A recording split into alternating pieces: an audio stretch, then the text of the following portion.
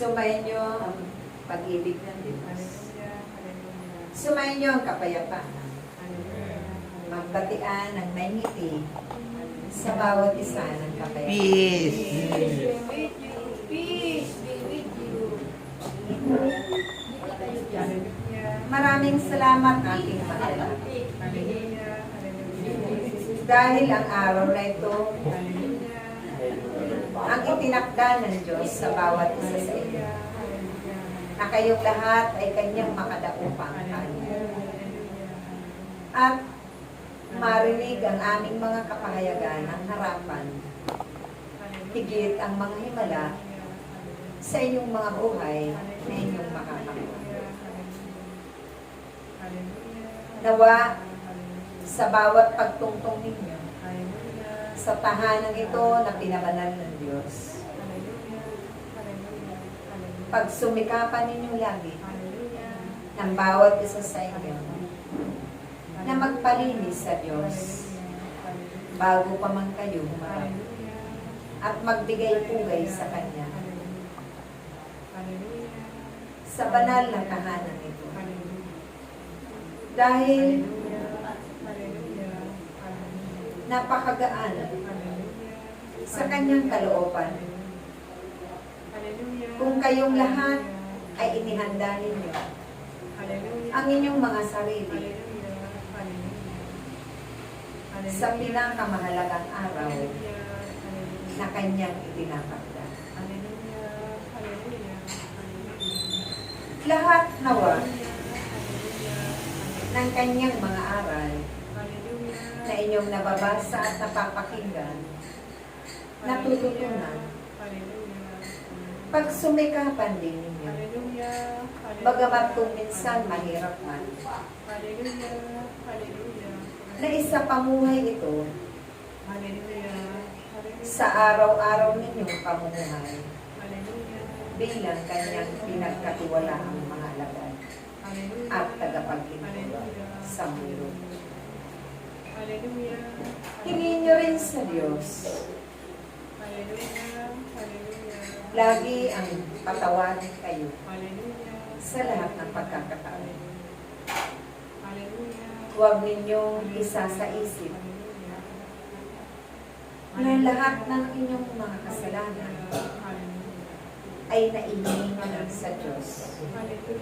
Dahil bilang tao, kung minsan may nakakaligtaan kayo, ihingi ng kapatawaran sa Kanya sa malaong panahon na ito'y nagawa sa inyong kapwa, higit sa Diyos.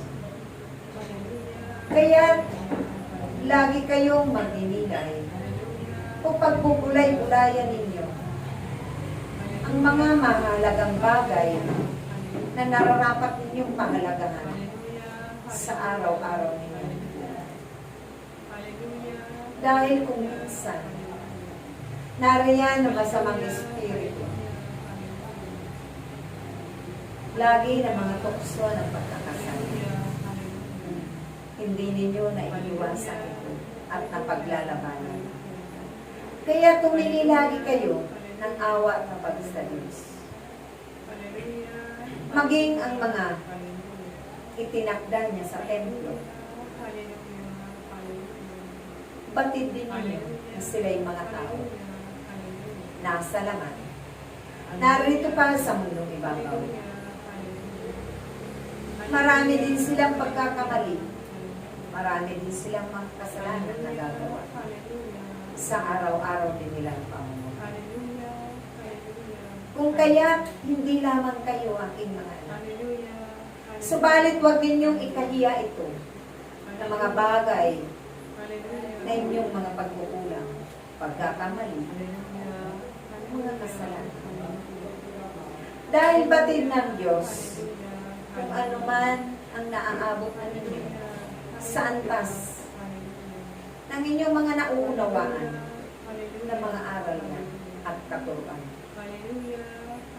Kaya ang mga pananagutan ninyo sa inyong mga kapwa, tunay na pagsusumikapan ninyo ito aking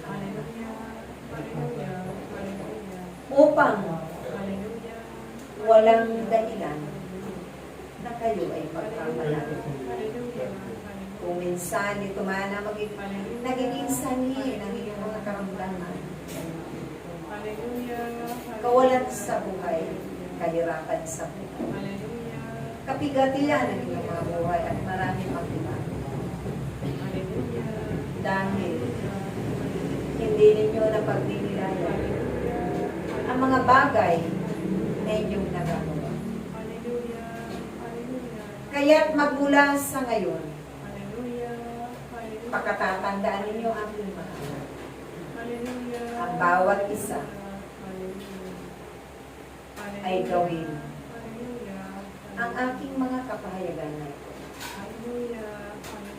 upang kayong lahat ay magtagumpay sa puno ninyong mga kapwa. Ay dadala ninyo sila sa tuwid na daan tulad ng Panginoong Jesucristo. Naranasan niya ang lahat ng yan sa kanyang buhay habang siya ay narito pa sa mundo.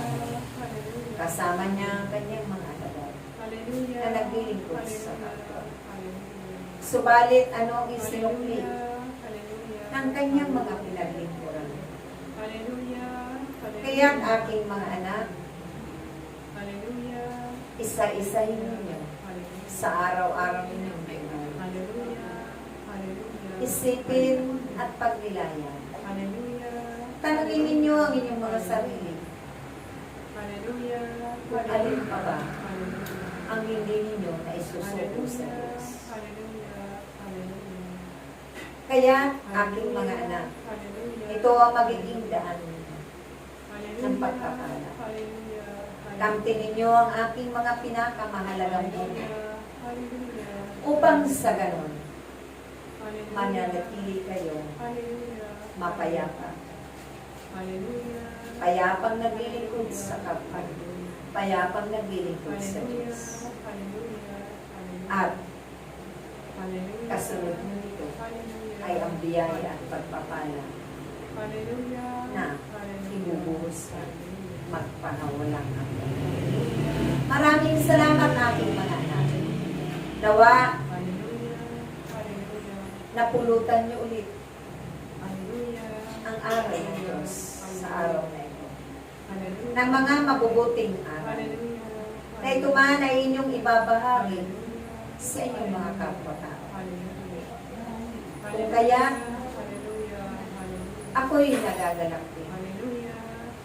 Dahil hindi lamang ito ang panimula na kayong lahat ay muling bibigisin ng pag-ibig sa komunidad.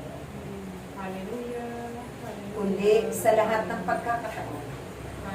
Dahil ayaw ng Diyos na namamahala sa inyo. Na kayo ay mayroong pang malinakaya dyan sa inyong kalooban. Kayo ay pinalaya na ng Panginoon Jesucristo. Kung kaya, sa ngayon, simulan nyo rin ang pagdinilay sa inyong mga sarili. Maraming salamat aking mga anak. Iniibig ko kayo. Minamahal ko kayo. Nawa, ang lahat ay makalaya sa lahat